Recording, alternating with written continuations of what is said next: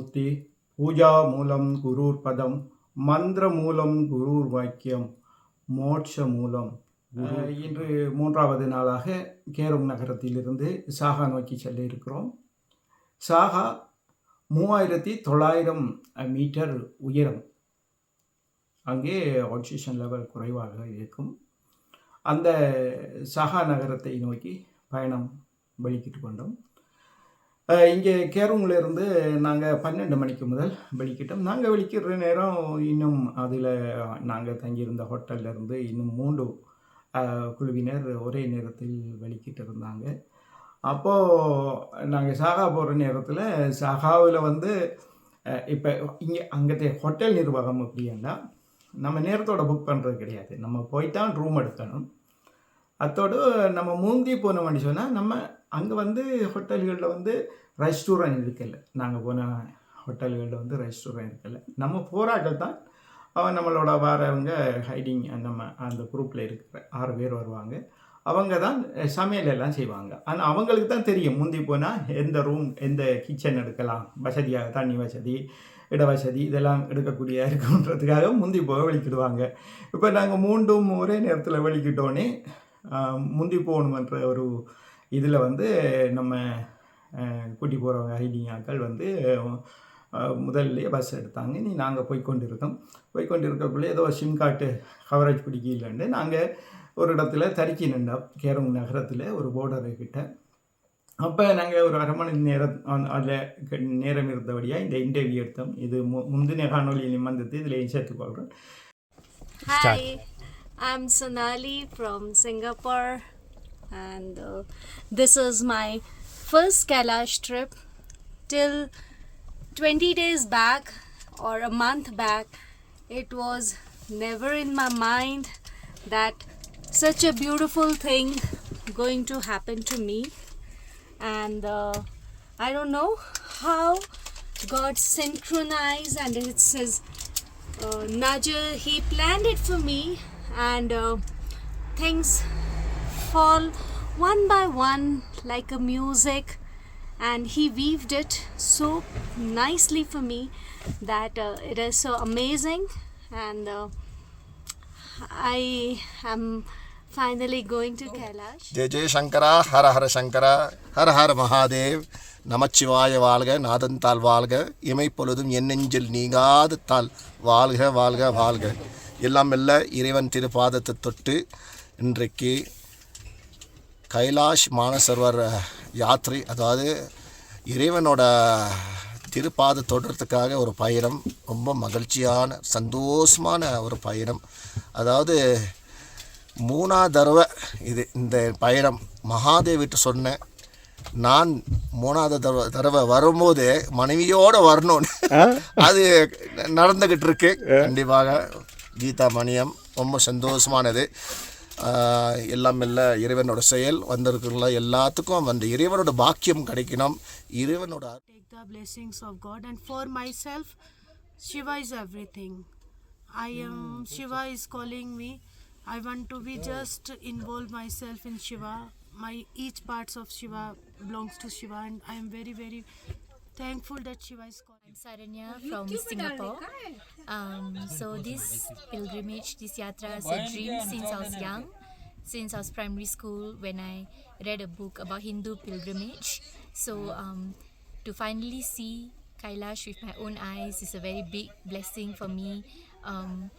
Whether I finish the Kora or not, that is not my priority, but my priority is just to absorb the energy and to bring back home to all my family members. To whoever who couldn't come, they told me that for me to go and to bring back to them, that's a very big gift. So I'm so thankful that I can give these blessings to all my family members, to my mom, dad, brother, cousins, relative, everyone. To come to Mansarovar and I want to see Kailash from far. So I always tell Babaji when is my golden, because I've been writing for many years and my dream is coming to be true. I am so blessed. I thank my Babaji, I thank my Mahadev that my dream is coming to become the truth and I'm so happy. I'm so happy. I'm so happy. I don't know how to express the thing is that my dream is really coming to true, and I'm going to meet Mahadev up there. So I asked him a lot of Hariom things. everybody. You know, I was in the mailing list of Can we? Hindu Center. I came across this advertisement for Kailash Yatra under the leadership of Richa Gupta. So I applied for it. And now I'm on the way to Kailash Yatra to receive the blessings from the abode of Lord Shiva at the Ya Allah, kya karega? at the outer Kora. I hope I can do this parikrama and come back home with lots of energy to receive and back to my home. Thank you. மனதில் எல்லாமே நிறைஞ்சிருக்கிறது அந்த கைலாஷ் மேலே தான். அவரை போய் தொட்டு அவரோட பாதத்தில் நாங்கள் சரணாகதி அடைஞ்சு மீண்டும் மீண்டும் இந்த பயணத்தை தொடரணும். ஒவ்வொரு வருஷமாக மேலும் மேலும் மக்கள் வந்து அதை அடையணுன்றதுக்காக இந்த காணொலிகளை வெளியிடுறோம். இதை பார்க்குற எல்லாரும் மனதில் ஒரு விரதம் மாதி கொள்ளுங்க.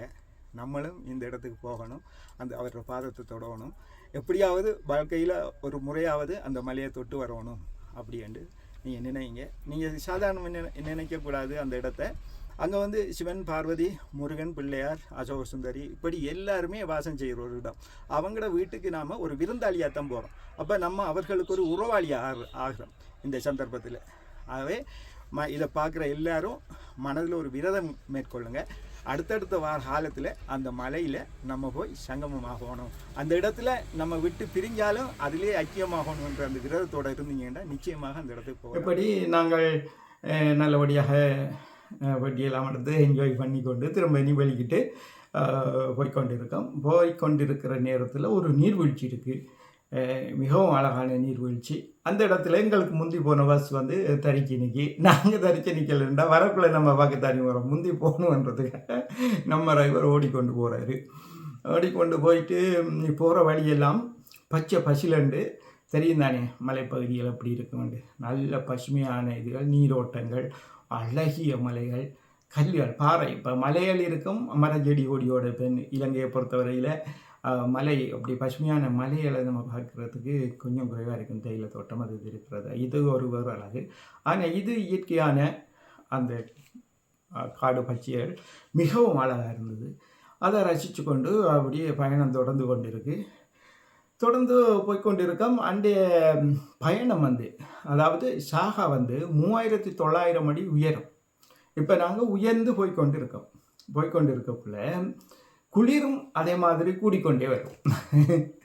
படம் எடுக்கிறதுக்கு ஜன்னலை திறந்தால் குளிர் சல்லன்னு அடிக்கும். இப்போ நாங்கள் போய்கொண்டிருக்கோம் தானே, உடம்பு இங்கே சூட்டில் பழகின உடம்பு இப்போ மேலே போக குளிரையும் தாங்கணும், ஒட்சிஷனையும் தாங்கணும். அந்த அளவு போய்கொண்டிருக்கு. வரக்குள்ளே ஈஸியாகிடும். இப்போ போகக்குள்ளே நீ பச்சை பசிலாண்டு இருக்கும். இந்த வீடியோ காணொலிகளை பாருங்கள் எவ்வளோ அழகாக இருக்கும். அப்போ நாங்கள் இந்த இதில் போய்கொண்டிருக்கும் வரைக்கும் இப்போ நம்மளுக்கு 230 கிலோமீட்டர் சாகா நோக்கி போகணும். 230 கிலோமீட்டர் என்ன பாருங்கள், கிட்டத்தட்ட 7-8 மணித்தியாலும் எடுக்கும். 30 தான் ஓடிக்கொண்டு போவாங்க. நல்ல ரோட்டுகள், நல்ல இதான ரோட்டுகள்.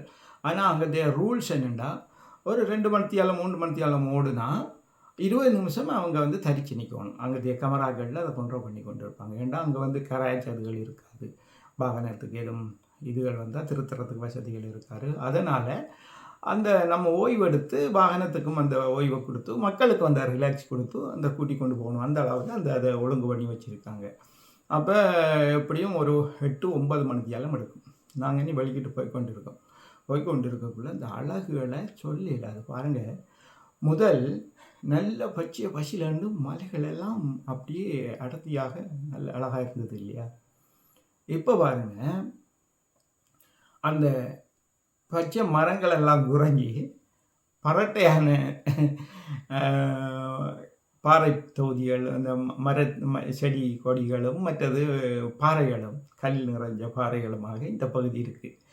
இதுவும் மிகவும் அற்புதமானது. ஆனால் இங்கே வந்து இந்த கால்நடைகள் தான் வளர்க்குறாங்க. பயிர் நட்டுவதற்குரிய அந்த இதுகள் இல்லை, குளிருக்கு அது வராது. இடையில் சிறிய சிறிய கிராமங்கள் இருக்குது. ஆனால் நம்ம வந்து போய்கொண்டிருக்கிறது மெயின் கிராமம். ஆனால் அங்கே வந்து எல்லா கிராமங்களும் எல்லா நகரங்களும் ஒரே மாதிரியே இருக்கும். கடை வசதிகள், ரோட்டெல்லாம் நல்ல க்ளீனாக இருக்கும். நான் என்னோட வாழ்க்கையில் அப்படியே ரோட் இதுகளெல்லாம் க்ளீனான பகுதியை நான் பார்த்ததே இல்லை. நான் இப்ப எத்தனையோ நாடுகளுக்கு போயிருக்கேன். ஆனால் திபெத்தை போல ஒரு புனிதமான ஒரு சுத்தமான ஒரு தேசத்தை நான் பார்த்ததே இல்லை இந்த வாழ்க்கையில். அந்த அளவு எல்லா நகரங்களும் நல்ல சுத்தமாக இருக்கும். அப்படி எல்லா நகரங்களையும் தாண்டி ஒவ்வொரு நகரத்திலையும் தொடக்கத்திலும் முடிகிற நேரத்துலையும் செக் பாயிண்ட் இருக்கும். நிப்பாட்டி செக் பண்ண மாட்டாங்க. ஆனால் சில இடத்துல நம்ம தரிச்சு நிற்கணும் அந்த 20 நிமிஷம் வெயிட் பண்ணுறதுக்காக. மற்ற ரெஸ்ட் ரூம் போகிறார்கள் அது இதுக்கு அதில் வந்து டாய்லெட் வசதிகள் இருக்காது அதுக்காக அது எல்லாம் நின்று தான் போவாங்க. அப்படியே ஓடிக்கொண்டு போகிறோம். மிச்சம் அழகாக இருக்குது. ஆனால் கலைச்சிருவாங்க. ஏன்னா ஆக்சிஜன் லெவல் குறையுது, குளிர், கண்ணாடி பூட்டி இருக்கிறது, அது வேறு. இனி தூரம் 8 மணிக்கு 9 நேரம் பயணம் செய்கிறேன்டா. இப்போ எங்களோட வந்தாக்கள் வந்து சிங்கப்பூர் அதுகள் எல்லாம் வந்து சொய்ஸா வந்தாக்கள், பெரிய மில்லியோனன், பெரிய வசதி படைச்சாக்கள். அவங்களுக்கு வந்து இந்த வாகன ஓட்டம் வந்து கொஞ்சம் களைப்பு இருக்கும். அப்படியே போய் கொண்டு இருக்கிற நேரத்தில் ஒரு இடத்துல நிப்பாட்டினாங்க. நீ அவங்கள நான் சந்தோஷப்படுத்துறதுக்காக எல்லோரும் சோந்து போய் இறங்கி வரக்குள்ள எல்லோரும் முகம் மித்திர ஒன்று தலையெல்லாம் குழம்பி இப்படித்தான் வருவாங்க. இனி நான் அவங்கள முஸ்பத்தியாக இனி பாட்டுகளை பாடி அவங்கள டான்ஸ் பண்ணி. இப்போ இந்த அம்மா வந்து ஒரு குழந்தை பிள்ளை மாதிரி நல்ல ஒரு அந்த குழந்தை மாதிரியே அவள் பேசுகிறதும் இருக்கும். அந்த நடைகள் எல்லாமே வந்து ஒரு சந்தோஷமாக இருக்கும் இந்த அம்மாவோட வளர்கிறதுக்கு. அவங்களோட முகம் சோர்ந்து வைத்திருந்தது. அப்போ நான் ஒரு பாட்டு படித்தேன், அவங்க ஒரு டான்ஸ் ஆடினாங்க. சங்கர சங்கடஹரணா சிவ கைலாசோகே வாசி ராஜா சங்கர் அப்படி அவங்கள சந்தோஷப்படுத்தி கொண்டு இங்கால வந்து இங்காலையும் ஒரு மாதாச்சி நின்றாங்க. நீ அவங்களுக்கு வந்து நம்ம வந்து இன்னும் ஒரு பாட்டு படித்தா அவங்கள லிங்காய நமகோம் சிவாய நம சிவலிங்காய நமகோம் பபாய நம பபலிங்காய நமகோம் பபாய நம பபலிங்காய நமகோம் ருத்ராய நம ருத்ரலிங்காய நமகோம் ருத்ராய நம ருத்ரலிங்காய நமகோம் சர்வாய நம சர்வலிங்காய நமகோம் ஆத்மாய நம ஆத்மலிங்காய நமகோம் நமோ நமோ நமோ. திரும்ப நீ அப்படியே அதில் ஒரு 20 நிமிஷம் வெயிட் பண்ணிட்டு திரும்ப நீ எடுத்துக்கொண்டு போனோம். இப்போ பஸ்ஸுக்குள்ளே சில பேருக்கு வந்து கொண்டு இருந்தாங்க. இவங்களை நீ எங்கேயாவது ஒரு இடத்துல வந்து கொஞ்சம் உஷாராக்கி எடுக்கணும். ஏண்டா அந்த அப்படியோ அந்த நம்ம உலர ரீதியாக அது ஒரு களைப்பை உண்டு பண்ணணும். நம்ம இப்படி தைரியம் ஏன்னா ஆக்சிஜன் பிராணம் தானே. அப்படி வந்து நம்ம சாதாரண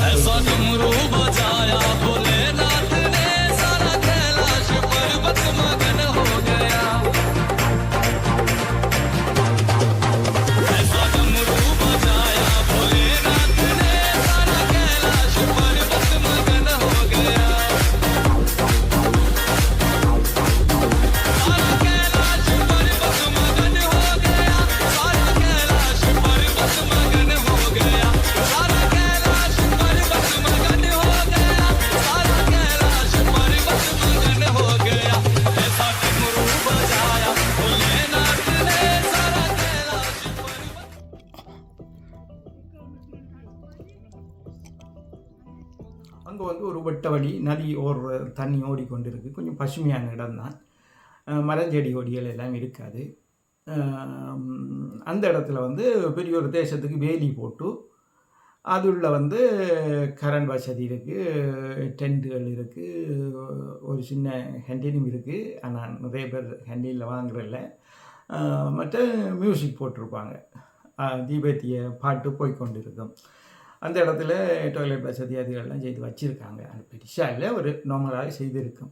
அதுக்காக அந்த இடத்துல நின்று வெட்ட வழியிலே இருந்து சாப்பிடுவோம். அந்த குளிருக்கும் ஜக்கெட் தான், ஜக்கெட் இல்லாட்டி அங்கே அந்த அளவு குளிர். அப்போ அந்த அளவுக்கு அந்த சாப்பாடெல்லாம் கொண்டு வந்து எல்லோருமா சந்தோஷமாக சாப்பிட்டோம்.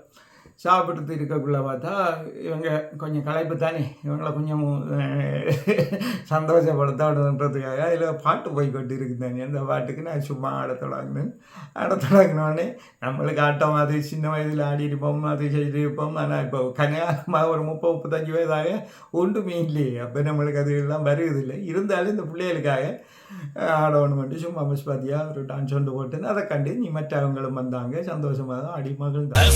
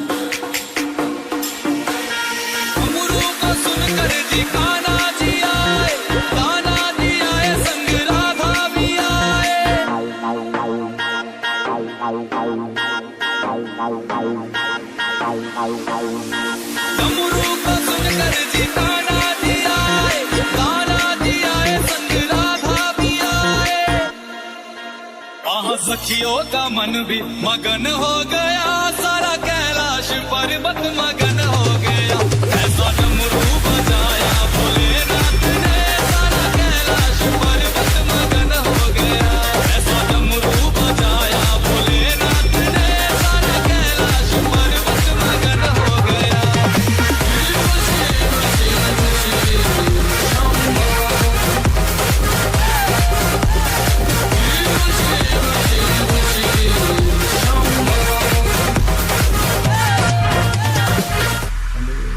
நீண்ட நேர பயணம் 9 மணித்தியால பயணம்.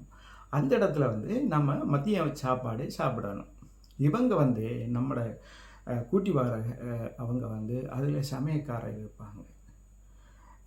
இந்த விசா அதுகள் எடுக்கிற அந்த பெர்மிஷன் எடுக்கிற செக் பாயிண்ட்டுகளை கிடக்கிற அது எல்லா செக் பாயிண்ட்லேயும் நம்மளை நிப்பாட்டி பஸ்ஸுக்குள்ளே எத்தனை பேர் ரெண்டு போவாங்க எல்லா நகரங்களுக்குள்ள போக்கலையும்.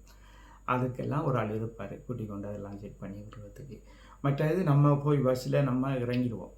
நம்ம பஸ்ஸில் இருந்து நம்ம பேக்குகள் சாப்பாடு சாமான்கள் அதே ஒரு அரை மணி நேரத்துக்கு சாமான் இறக்க வேண்டியிருக்கும். அவ்வளவு சாமான் 10 நாளைக்குரிய சாப்பாடு தண்ணி எல்லாம் ஏற்றுறது தானே. அதோட அடுப்பு குக்கர் அந்த இதுகள் கேஸ் சிலிண்டர் அப்படி இப்படின்ட்டு எல்லாம். மற்ற எங்களோட நாங்களும் இனி 10 பேர் அவங்க 6 பேர் 16 பேர் வேக் நாங்களும் நான் உதவி செய்வேன். ஆனால் அவங்க உதவி செய்கிறது விரும்ப மாட்டாங்க. போய் இருக்க சொல்லிடுவாங்க. அவங்களே தான் செய்வாங்க. பேக்கை தூக்கி ஹோட்டலில் வச்சு பிறகு ரூம் எடுத்தவரை ரூமும் வரைக்கும் கொண்டு தருவாங்க. அப்படி சரியான அவங்களுக்கு வந்து லைசன்ஸ் கொடுத்து வச்சிருக்கு இவங்களை கூட்டி கொண்டு போகிறது தகுதியானவங்க. அந்த அளவுக்கு நல்லா செயற்படக்கூடிய ஆட்கள். பிறகு இனி அப்படி அவங்க வந்து இனி காலையிலே அவங்க எழும்பி நம்மளுக்கு சாப்பாடெல்லாம் சமைச்சு தந்துட்டு மத்தியான சாப்பாடு அவங்க சமைச்சு வாளிகளில் போட்டு பெரிய உயரமான அந்த நீல பரல்களுக்குள்ளே தளம்பாத மாதிரி அதுக்குள்ளே வச்சு சைட்டுகள் எல்லாம் ஃபிட் பண்ணி எங்களோட பேக்கில் அடை வச்சு அந்த பரல் கிளியாத மாதிரி சாப்பாடு கிளிக்கு ஊற்றுப்படாத மாதிரி வச்சு அப்படியே சுட கொண்டு வருவாங்க. உண்மையில் அவங்களுக்கு எனக்கும் போன நேரம் கூடி எனக்கு மனசில் பட்டுது. நம்ம இதுக்கு $3000 செலவழிக்கிறது காணாது. அந்த அளவுக்கு அவங்க செலவழிக்க இந்த மனமாக அவங்க ஹோட்டல் வசதி என்ன, வாகன வசதி என்ன, சாப்பாடு வசதி என்ன. உண்மையிலேயே அவங்க நம்ம 10 நாள் நம்மளோடைய கூட இருந்து அப்படியே ஒரு நல்லா கவனிப்பாங்க. அதெல்லாம் வந்து சிவகணங்கள். அதாவது சிவனை நம்ம தரிசிக்க போகிறதுக்காக சிவகணங்கள் மாறு வேடத்தில் வந்து மனித வடிவத்தில் இருந்து நம்மளுக்கு வழிகாட்டி நம்மளை அன்போட கூட்டி கொண்டு அந்த அவரை தரிசனம் பண்ணிட்டு கூட்டிகிட்டு வருது.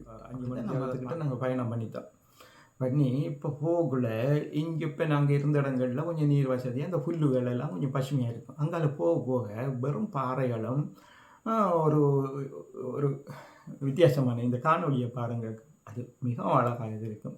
இப்போ நம்ம இந்த காணொலியில் பார்க்குறத விட நேரடியாக பார்க்கல நம்ம மறந்து அதை ரசித்து கொண்டு போவோம்.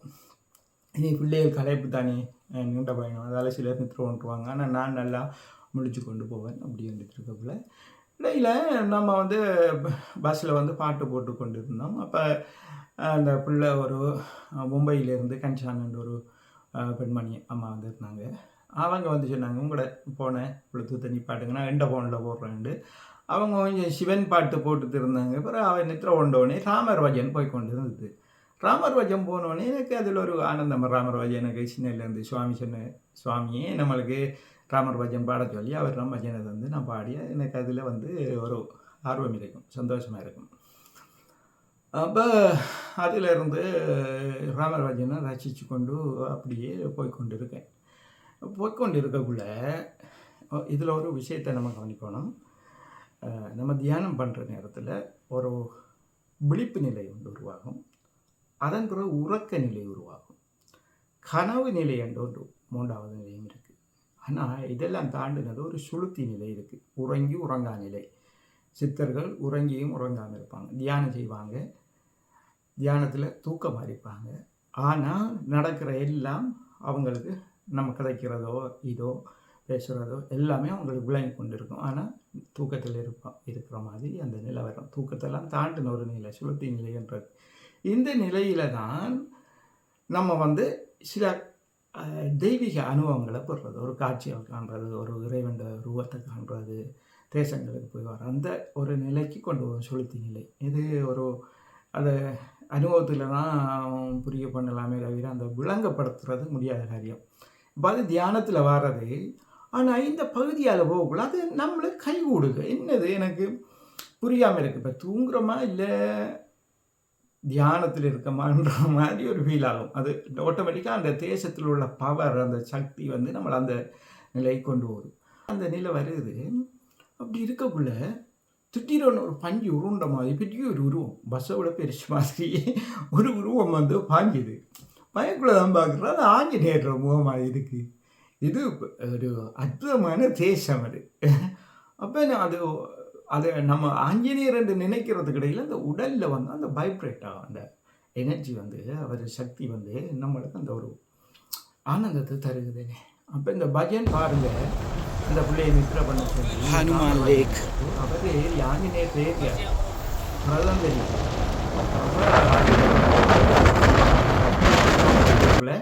டிரைவர் ஒருக்கா கேட்குறாரு, இது ஹனுமான் ஏரி படம் எடுக்க போகிறீங்களா அப்படின்னு கேட்டார்.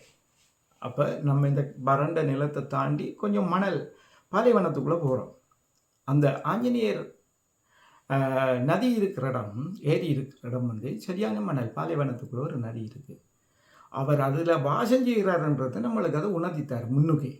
சில விஷயங்கள் நம்ம அறியாமல் கிடைக்கிற அனுபவம் தான் நம்மளுக்கு வந்து ஒரு இதை கொடுக்குமே, ஒரு அற்புதம் செயல்ன்றதை நம்ம வந்து உணர்ந்து கொள்ளலாம், ஒரு மகத்தான தன்மையை உணர்ந்து கொள்ளலாம். அப்போ அவர் வந்து நேரத்தோடைய அதை காட்டுறாரு. நான் இன்னும் எல்லாம் வாழ்கிறேன். முதலெல்லாம் நான் சில இந்த கதைகளில் பார்த்துருப்பேன், கைலாயத்தில் ஆஞ்சநேயர் வாழ்கிறாருண்டு. அப்போ நம்மளோட சிந்தனை ஏதோ கைலாயத்தில் இருக்கிறாரு, மலையில் உந்தித்துண்டு. அவர் அந்த தேசம் எல்லாம் தெரிகிறாரு. அப்படி போய் திருக்கக்குள்ள ஹனுமான் ஏரியண்டு ஒரு இடத்தை காட்டினாங்க. இறங்க புறையிலான்னு இந்த பிள்ளைகள் வந்து கலைப்பில் இருக்கிறபடியாக அவங்க வந்து ஒருத்தரும் பேசலை. ஓம் நிப்பாட்டுங்க, இறங்கி படம் எடுக்கணும் பார்க்கணும் அப்படின்டா. ஆனால் புதையும் அந்த மணல் வந்து பாலைவனத்து ஷூவோட போயிடாது, அந்த அளவுக்கு புதையுது, அது இந்த மணலே புதையுது. அப்போ அதால் கிட்ட போயிடாது. ஆனால் நின்று பார்த்து வணங்கிட்டு படம் எடுத்தது வரலாம்.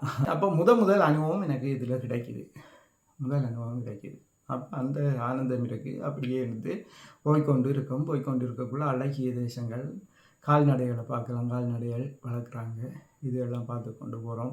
ஆனால் எல்லா இடங்களையும் கரண்ட் வசதி இருக்குது, கமராவும் இருக்குது, வாகனங்களுக்கு கமராலாம் பூட்டியிருக்கு. நல்ல ரோட்டுகள் அப்படி ஓடிக்கொண்டு போகிறோம். ஓடிக்கொண்டு போய் சில இடத்துல பெட்ரோல் செட்டு இருக்கும், அங்கே பெட்ரோல் போவாங்க. அப்புறம் அதில் ஒரு 20 நிமிஷம், பெட்ரோல் அடிக்கிறதுக்கு ஒரு 10 நிமிஷம், எல்லாம் 30 நிமிஷம் அதில் நிற்போம். நாங்கள் மட்டும் இல்லை, வார வயசு எல்லாம் நின்று தான் போவோம். அது அந்த தான் அடிச்சேட்டோம். வேற அப்படியே அதில் நின்றுது. நீ அப்படியே ஓடிக்கொண்டு போகக்குள்ள பிரம்மபுத்திரா நதி வருது. பிரம்மபுத்திரா நதி ஒரு தூரத்தில் தெரியுது. டிரைவர் சொன்னார், இதுதான் பிரம்மபுத்திரா நதி என்று. அப்படி என்று இருக்கக்குள்ள அது வந்து கைலாயத்திலேருந்து இங்கே வரைக்கும் வருது. கைலாயத்திலேருந்து பரப்பில் வந்து ஒரு இடத்துல தேங்கியிருந்து சாகாவில் தேங்கியிருந்து இங்கால ஓடையாக ஓடிக்கொண்டு இருக்கு. அப்படி அதை தாண்டி போயிட்டு இருக்கக்குள்ள அது வந்து ஹனுமன் ஏரியில் வந்து மிக்ஸ் ஆகுது. ஹனுமன் ஏரி எப்படியாண்டா, ஹனுமன் வந்து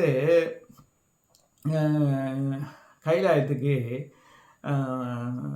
ஆத்மலிங்கம் எடுக்க போயிருக்காரு. ராமேஸ்வரத்தில் பிரம்மஹஸ்தி தோஷத்துக்கு பூஜை பண்ணுற நேரத்துக்கு அதால் போயிருக்காரு. அப்படி போயிட்டு இருக்கக்குள்ள வந்து அவருக்கு தாகம் எடுத்த நேரம் அந்த இடத்துல வந்து அவர் தண்ணி மாடு தோண்டி தண்ணி எடுத்து குடிக்கிறதால, ஏண்டா பாலைவனத்தில் தண்ணி இருக்கிறேன்டா பார்க்குறானே, அந்த தண்ணி அதில் தேரியாக நிற்கிது போகும். அதில் வந்து தண்ணி குடித்து அவர் போய் கைலாயம் போனாருன்ற மாதிரி அந்த ஐதீகம். சரி, அப்படியே போய் கொண்டு இருக்கிறோம். இந்த ரோட்டுகளை பாருங்கள், நல்ல வளைஞ்சி அப்படியே மெல்ல மெல்ல இறங்கி இதில் வந்து 10 கிலோமீட்டர் வேகத்தில் அதிவேகத்தில் ஏறாது, அந்தளவு நல்ல உயரமான இடத்துக்கு போகுது. அங்கே போனோடனே அங்கால இறங்குற மலைகள் அப்படி இப்படின்ட்டு நல்ல அழகான ஒரு வியூ. அந்த இதை எப்படி சொல்கிறேன்னு தெரியாது, அந்த அளவுக்கு அழகாக இருக்கும். அப்படி போய் கொண்டு இருக்கோம். போகக்குள்ள நீ சாகா நகரம் வருது. சாகா நகரத்துக்கு முன்னுக்கே பிரம்மபுத்திரா நதி.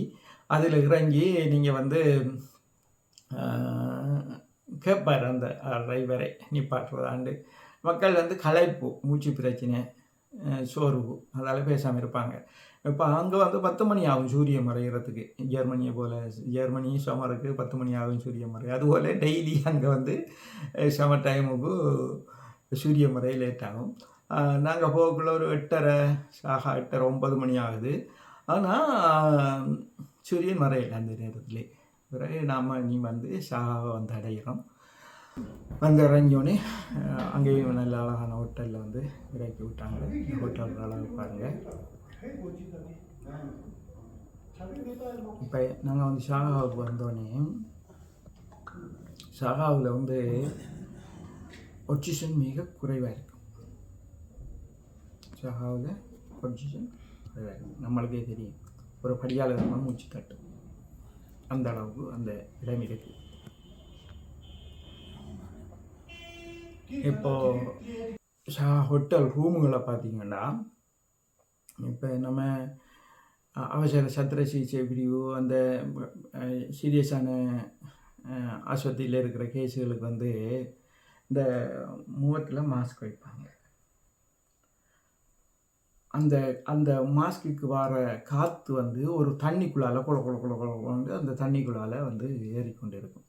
நம்மளுக்கு அது சரியாக விளக்கம் தெரியாது. இப்போ அந்த தண்ணிக்குள்ளால் வார டியூப் வந்து அந்த தண்ணிக்குள்ளால் அந்த காற்றை வெளியிடுறத வந்து ஒவ்வொரு ஹோட்டல் ரூம்லேயும் பூட்டியிருக்காங்க.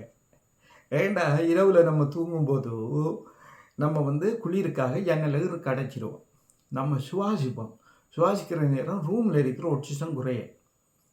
ஏற்கனவே அந்த பிரதேசத்தில் ஆக்சிஜன் குறைவு. இப்போ நம்ம சுவாசித்தோன்னே ஆக்சிஜன் குறைவாக இருக்குமன்றதுக்காக இரவில் இது தண்ணிக்குள்ளால் இங்கே இருந்து காற்று நம்மளோட ரூமுக்கு வந்து கொண்டு இருக்கும். குளகுலகுலகுலன்னு இரவு முழுக்க வேலை செய்யும். பிறகு காலையில் அதை ஓப்பன் பண்ணிடுவாங்க. அந்த அளவுக்கு அந்த இடத்த வச்சுக்கொள்கிறாங்க. பிறகு அன்று இரவு நாங்கள் வந்து இறங்கினோம். நாம் வந்து இறங்கினோடனே அது களைப்பில் இருந்தோடனே நம்மளோட பேக்குகளெல்லாம் கொண்டு நம்மளோட ரூமுக்கு கொண்டு தந்துடுவாங்க.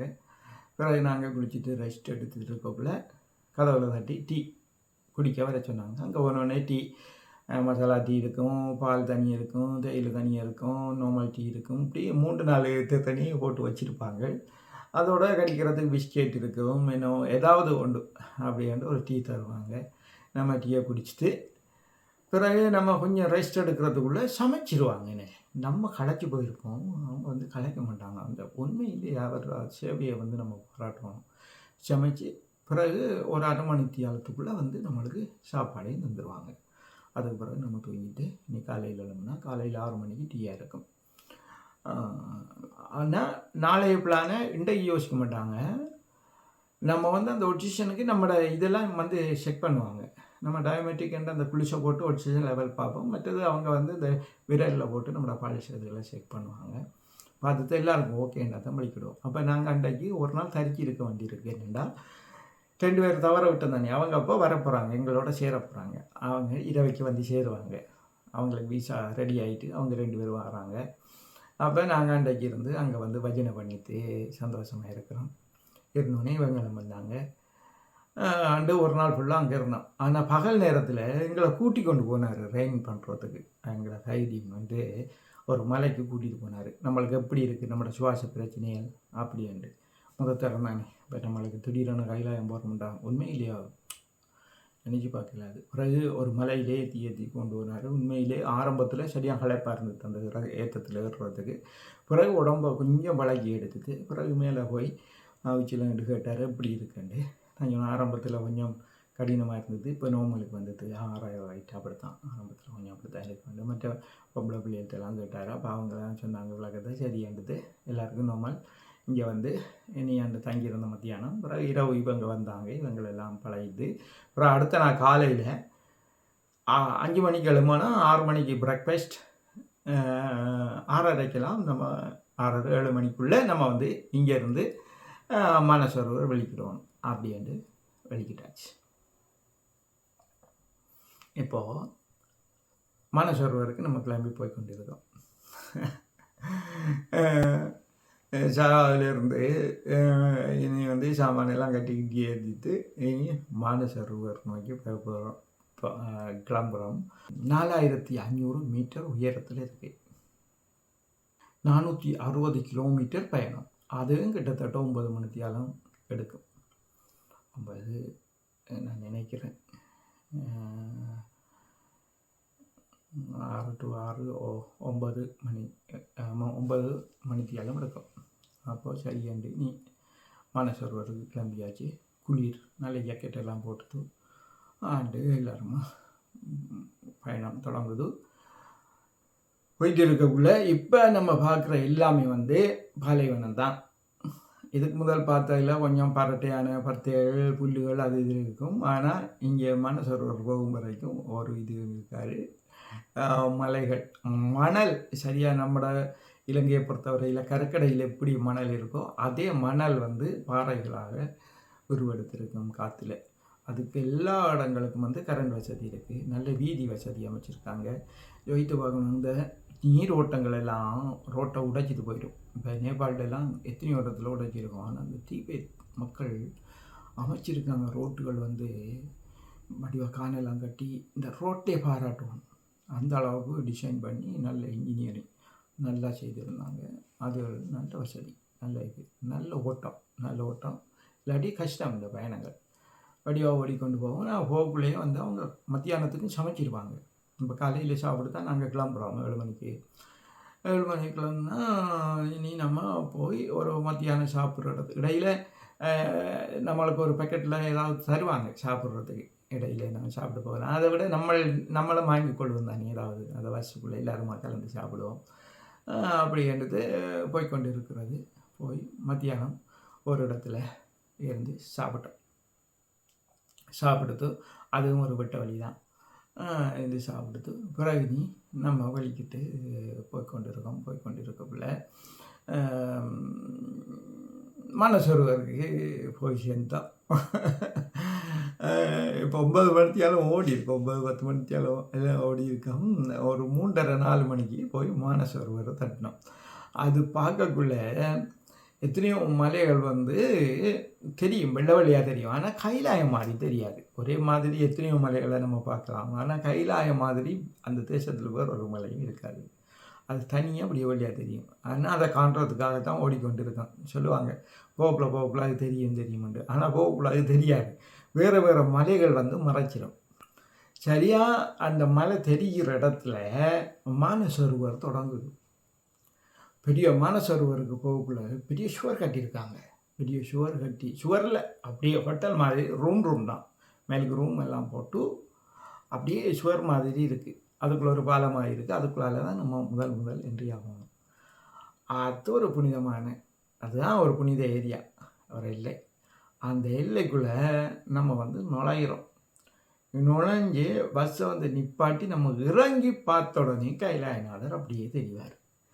தெரிஞ்சால் நம்மளுக்கு அந்த அந்த அதில் வந்து நம்மளை அந்த மன ஓட்டத்தை சொல்லிடாது. மற்றாக்கள் அது இது என்ற எல்லாத்தையுமே மறந்து இந்த ஒரு சாதி அழுகொண்டு வரும். அதை பார்த்தோன்னே நம்மளுக்கு தெரியாமல் நம்மளோட ஆத்மாவோ மனமோ விம்மி அழுற மாதிரி இருக்கும். கண்ணால் தண்ணி போய் கொண்டு இருக்கும். அவரை தரிசனம் பண்ணுவோம். அப்படி அவரை எத்தனை கோணத்தில் நின்று பார்ப்போம், வணங்குவோம், விழுந்து வணங்குவோம், எல்லாம் செய்து முடிய நீ குரூப் படம் எடுக்கணும்ட்டு நம்மளை கூட்டி வந்தாக்கள் வந்து ஒழுங்கு பண்ணி குரூப் படம் எடுத்தோடனே மனசொருவரில் இருந்து நம்மட பஸ்ஸில் புகையலாது. ஏன்னா நம்ம குப்பையை குளத்தை கொண்டு அங்கே போட்டுருவோம்ட்டு அந்த அரசாங்கத்தால் ஒரு இது வச்சுருக்கு. பஸ் ஒரு பஸ்ஸில் அந்த பஸ் ஃபுல்லாக ஆக்களை ஏற்றி சுற்றிட்டு வருவாங்க. நாங்கள் போனோடனே ஒரு பஸ் வந்தது. அதில் வந்து நாங்களும் ஏறினோம். பிறகு அது எங்களுக்கு கொஞ்ச நேரத்துக்கு பின்னுக்கு இன்னொரு பஸ் வந்தது, மற்ற பஸ் வந்து சேர்ந்தது. அதில் இருக்காக்களும் கலந்து பஸ் ஃபுல்லாக ஏறினோடனே இப்போ மானசரோவரை சுற்றி வரணும் தொடங்குது. இந்த மானசரோவர் பரிக்கிரமத்தை அடுத்த காணொலியில் பார்ப்போம். என்னோட நீளமான காணொலிகள் பதிவேற்ற இல்லாமல் இருக்குது. அதால் அடுத்த காணொலியில் மானசரோவர் சம்பந்தமான விடயங்களை நம்ம பார்க்கலாம். குருவே சர்வலோகானாம் விஜயே பவரோகினாம் நிதியே சர்வ வித்யானாம் ஸ்ரீ தட்சிணாமூர்த்தே நமக. ஓம் ஹர ஹர மகாதேவ் சம்போ மகாதேவா கௌரி சங்கரா பிரார்த்தனாதீஸ்வரா. Kailash is a phenomenon. This is a phenomena that has answers for everything in the universe. That's Kailash. It's not a place. It can be wherever we are. That long ago, there was no scripture, there was no religion, there was no belief system. It was pure seeking. It's only for those who are absolute seekers that he set up a mechanism, a method. What we are referring to as Shiva, you should not make it into a psychological process. Oh, I love Shiva. Then you're gone. You should not love Shiva. It's a phenomenon. You allow it to happen to you. This is not something that you worship. This is not something that you philosophize. This is not something that you identify with.